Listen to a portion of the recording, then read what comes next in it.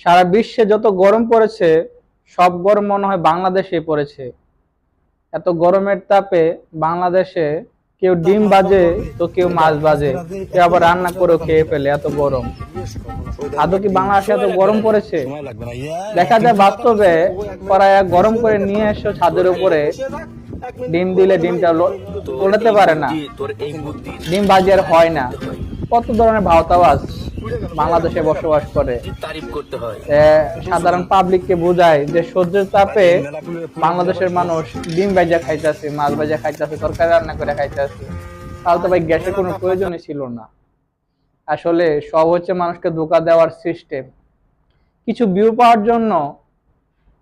পাওয়ার জন্য তারা সবকিছু করতে পারতেছে। মানুষকে বোকা বানাইয়া দেখাইতেছে যে ডিম বাজি করে সূর্যের তাপে। আদৌ কি বাংলাদেশে এত গরম পড়েছে? গরমকালে তো অবশ্যই